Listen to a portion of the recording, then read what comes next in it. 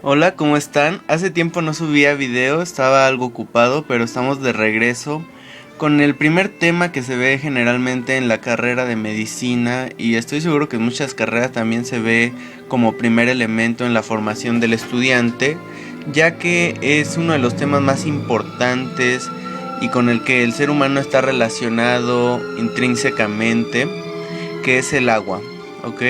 El agua es el primer tema que se ve en bioquímica en la carrera de medicina. Vamos a repasar las propiedades físico-químicas del agua y vamos a hacer una pequeña relación biológica y tal vez un poco de clínica. Pero este video principalmente está para el estudiante de primer año que quiere aprender más sobre el agua o aquel estudiante ya más avanzado que quiere repasar este tema, ¿ok? Bueno, vamos a empezar. El agua representa el 60 al 70% del peso corporal total, es decir, una persona de 70 kilos está formada aproximadamente por 42 litros de agua, ¿no? Qué impresionante. Es decir, más de la mitad de nuestro ser es pura agua. Y esto es muy interesante, muy interesante. Dependiendo la edad, va a ser la conformación también. Entre más jóvenes somos, más agua tenemos. Y entre más grandes, menos agua. Por ejemplo, el embrión es 97% agua, imagínense ustedes. Y el lactante es 93% agua. ¿Ok? El niño es 70-80% agua. El adulto promedio es de 60-65% en el hombre y en la mujer de 50-55%. En el anciano es aproximadamente del 47%, ¿ok? Y ya no baja de esto, generalmente el límite inferior es 45% de composición de agua, que sigue siendo realmente impresionante. Ok, ahora va a depender también de la cantidad de tejido adiposo. Entre más tejido adiposo, menos porcentaje de agua, ok. Y el promedio de ingesta diaria aproximadamente es de 1.5 a 2 litros. Sin embargo, si toman más agua, pues obviamente van a tener más agua en el organismo, ¿ok? Sin embargo, esto no siempre es bueno. Generalmente hay que tomar la cantidad de agua que el cuerpo necesita, es decir, cuando tengamos sed, ¿ok? Ahora, yéndonos a la estructura bioquímica del agua. El agua, como saben, está formada por dos hidrógenos y un oxígeno, ¿ok? Eso es básico de primaria o secundaria, ¿ok? El agua, entonces, vemos aquí cómo es el tipo de enlace que se forma entre el hidrógeno y el oxígeno, ¿ok? Entre el oxígeno que forma el centro y los dos hidrógenos en la periferia se forma un ángulo de 104.5 grados, ¿ok? Y al unirse se forman cargas parciales. Una carga parcial positiva para el hidrógeno y dos cargas parciales negativas para el oxígeno, ¿ok? Esto por cómo se van cediendo los electrones. Ahora, las moléculas de agua se van a unir por medio de puentes de hidrógeno, ¿ok? Y el oxígeno al hidrógeno por medio de enlaces covalentes, ¿ok? Queda claro muy bien en la imagen C, que es obtenida del libro de bioquímica de Leninger, en el que vemos como dos moléculas de agua se unen por un enlace de tipo hidrógeno, que son las líneas azules, las tres líneas azules del centro. Es un enlace no tan fuerte, en sí es un enlace débil. Y el enlace covalente, que ese sí es fuerte, entre el hidrógeno y el oxígeno, ¿ok? Ahora, aquí vemos otro repaso de los puentes de hidrógeno, ¿ok? Esto lo hace una molécula polar, ¿ok? Esto significa que va a ser hidrofílica, obviamente es por consiguiente, ¿no? El agua se disuelve en agua, pero esta capacidad polar le va a dar a algunas sustancias la capacidad de disolverse también en esta misma, ¿ok? Como les mencionaba, el puente de hidrógeno es débil y esto ya se los había dicho, lo de que varias moléculas de agua se unen por puentes de hidrógeno y se unen las moléculas de agua entre sí, el hidrógeno con el oxígeno y el otro hidrógeno también con el oxígeno por medio de enlaces covalentes. ¿Ok? Ahora, ¿cómo se forma el hielo? El hielo, que recordemos, es la forma sólida, el estado sólido del agua, que generalmente empieza a convertirse en hielo a los 0 grados centígrados. Ok, tiene forma tetraédrica y vemos qué estructura toman los puentes de hidrógeno y que es gracias a los puentes de hidrógeno que se puede formar el hielo, ¿no? Estoy seguro que si tal vez alguna vez habían escuchado esto no había quedado tan claro como con esta imagen.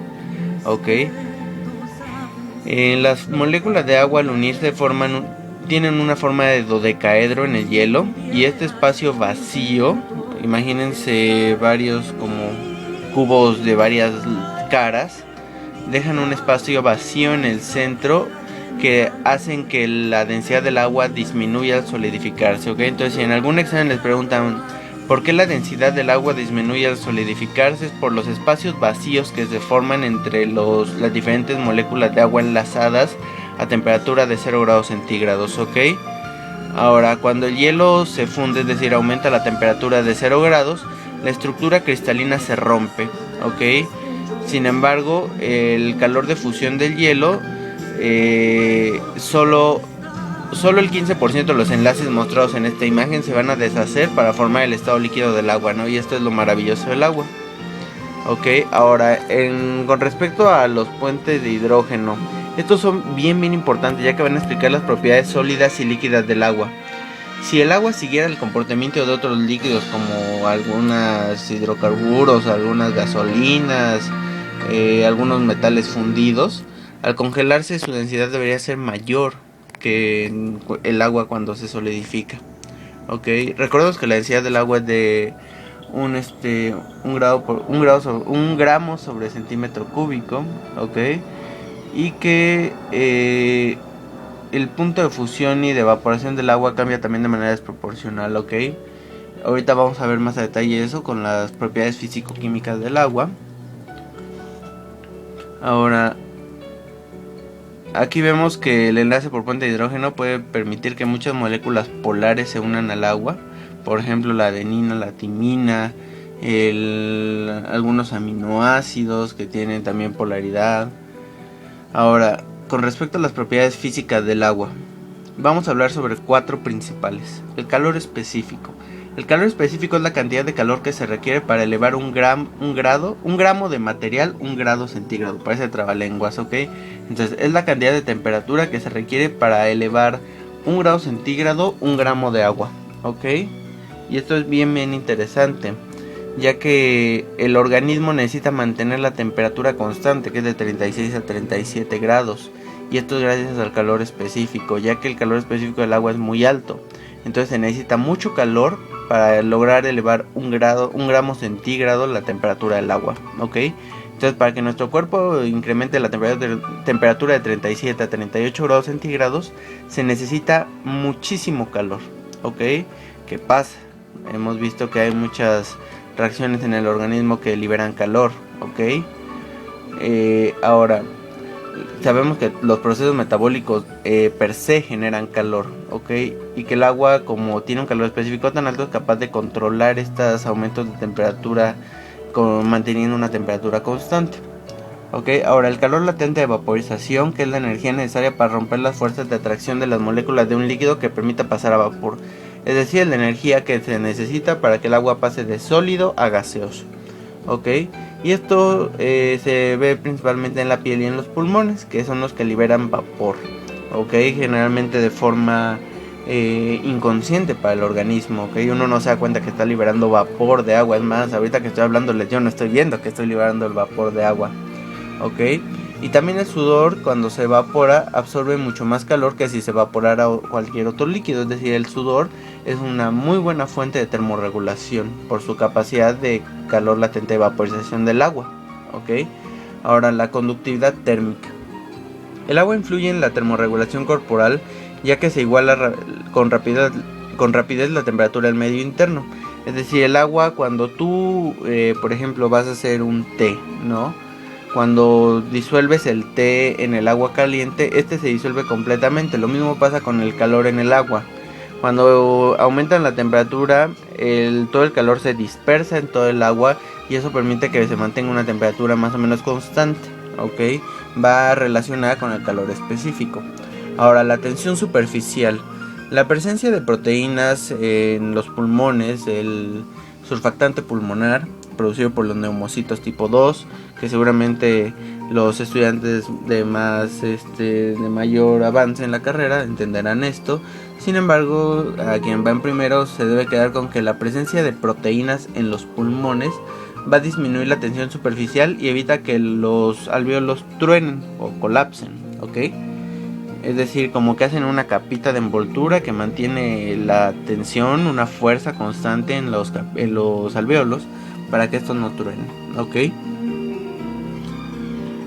Ahora, con respecto a la constante dieléctrica, su definición es la fuerza con que se atraen dos placas cargadas eléctricamente con signo contrario en un condensador lleno con el líquido o gas por valorar. Está dado por la ley de Coulomb, y si el valor de la constante dieléctrica es muy grande, la fuerza del enlace iónico disminuye, ¿ok? Esto aplicado al agua. Una vez separados los iones, el agua como dipolo se orienta de acuerdo a la carga de cada ion para formar una capa de solvatación alrededor de estos. Las sustancias de este tipo conducen corriente eléctrica en el agua, es decir, en términos más simples y para que no crean que no se lo voy a explicar.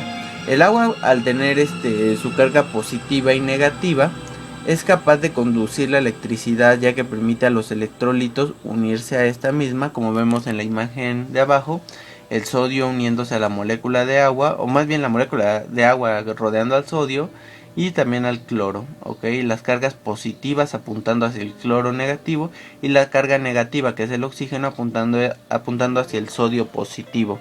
Y esto permite que el agua sea un conductor eléctrico, no tanto por sí misma, sino por los electrolitos o las moléculas cargadas que se unen a esta. Ahora, esto ya se los había dicho, las sustancias polares se disuelven en agua con facilidad y las no polares pues no se disuelven en agua, generalmente se disuelven en otras cosas como lípidos, hidrocarburos. Las no polares también son llamadas hidrofóbicas y las polares son hidrofílicas, ¿ok? Ahora, otras sustancias como los fosfolípidos que contienen grupo polar y no polar, después vamos a ver con detalle la estructura del fosfolípido, que recordarán es una cabeza de fosfato y glicerol con las patitas de ácidos grasos, ¿ok? La cabeza del fosfolípido, que es lo que forma las membranas, está formada por un grupo polar, ¿ok? Es hidrofílica y las colas son hidrofóbicas. Cuando una molécula tiene una composición polar y no polar, se conoce como anfipática, ¿ok? Anfi de ambos, ¿ok? Como por ejemplo los anfibios que pueden vivir en agua y en tierra. Pero aquí anfipática se refiere a que en su composición tiene un grupo polar y un grupo no polar, es decir, una parte hidrofílica y una parte hidrofóbica, ¿ok? En estas moléculas que son anfipáticas, el agua tiende a rodearla, pero sin embargo no toca la parte del centro, ¿ok? Que se forman las llamadas micelas. Y de hecho en la siguiente imagen vemos que cómo se forman las micelas, que es en la parte de abajo, que las moléculas anfipáticas, que son la bolita azul con la patita negra, todas las patitas apuntan hacia el centro y hacia la periferia apuntan las cabezas polares y el agua lo rodea, ¿ok? Esta propiedad del agua hace que sea capaz de ser el solvente universal. Ahora, el agua favorece la catálisis enzimática. Muchos se preguntarán qué es la catálisis enzimática. Las enzimas lo que ayudan al cuerpo es de acelerar las reacciones que tal vez tardarían 10 años, 20 años en ocurrir y hacen que ocurran inmediatamente, ¿ok? El agua favorece esto, ya que rodea al substrato, que es la molécula sobre la cual va a actuar la enzima, y a la enzima también la rodean y hacen que se formen puentes de hidrógeno entre estas y ayude a acelerar la reacción todavía más, ¿ok? Ahora, esto que ya es un poco de aplicación fisiológica, el agua en el cuerpo humano está distribuida en dos compartimientos, el compartimento intracelular y el extracelular. El intracelular es el que posee la mayor cantidad de agua, posee las 2/3 partes del agua corporal total, es decir, se acuerdan de los 42 litros de agua que tenemos en el organismo si pesáramos 70 kilos. El 66%, que son 26 a 28 litros aproximadamente, estarían intracelularmente. ¿Ok? Y el agua dentro de ella ayuda a todas las propiedades biológicas de la célula. Ahora, extracelularmente ocupa el otro 33%, que va de 14 a 16 litros y se divide en plasma sanguíneo y en líquido intersticial. Después, ya cuando vayan avanzando, se darán cuenta que el 15% más o menos del del agua corporal total está en el líquido intersticial y el otro 5% en el plasma sanguíneo. Ok, eso ya es un poquito más de fisiología, no es tanto de bioquímica, pero bueno, es muy importante hacer un repaso, ¿sale? Ahora, el líquido intersticial es el medio a través del cual pasan nutrimentos, productos de desecho y hormonas. El líquido intersticial es lo que comúnmente se conoce como el milio interior, que es el medio interno, que es donde fluyen todos los electrolitos y donde debe existir la homeostasis principalmente. Ok, el Guyton hacía una referencia acerca de que el líquido intersticial es como el océano para los peces, que serían nuestras células, ¿sí? Entonces en el mar deben estar todas las sustancias que los peces van a necesitar para nutrirse, para sobrevivir. Y lo mismo pasa con el cuerpo humano. En el líquido intersticial están todas las moléculas necesarias para la vida. ¿Ok? Ahora, para ver el contenido de agua en los diferentes órganos del cuerpo, tenemos que el órgano que tiene más agua en su interior son los músculos. Tienen 22 litros del agua que tenemos. ¿Ok? Esto es muy importante, ya que se acuerdan que al inicio les platicaba que el hombre tiene más agua que la mujer, y es precisamente por eso. El hombre tiene generalmente mayor masa muscular, y la mujer mayor cantidad de tejido adiposo, sobre todo en el tejido mamario. ¿Okay? Es por eso que tal vez tengan menos agua. ¿Okay? También esto explica por qué una persona ya de la tercera edad no tiene tanta masa muscular, entonces por lo tanto el agua corporal total disminuye. Ok, los otros órganos no es necesario que se lo aprendan, solamente es como un dato cultural, que por ejemplo la piel es otro órgano que tiene muchísima agua en su interior, y hay otros que tienen poquita agua, por ejemplo el hueso, el tejido adiposo. Y bueno, esto es lo importante de este cuadro. Ahora, en el cuerpo siempre debe haber un equilibrio entre la pérdida y la ingesta de agua. Ok, no vamos a hablar de los mecanismos de la sed ni de la absorción de agua. Sin embargo, quiero que quede claro que la pérdida de agua se da por 4 vías principales, que son la vía renal, la vía pulmonar, la vía cutánea y la vía digestiva. En donde más hay pérdida de agua, obviamente en la vía renal a través de la orina, aproximadamente 1200 mililitros al día. Y en la vía pulmonar 700 mililitros, en la vía cutánea 200 mililitros y en la vía digestiva también 200 mililitros.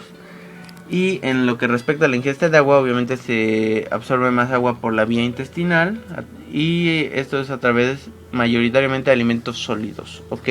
Aproximadamente 1000 mililitros al día, es decir, 1 litro de agua al día, se absorbe por medio de alimentos sólidos. Y por medio de líquidos 800 mililitros, aunque hay algunas personas toman más agua.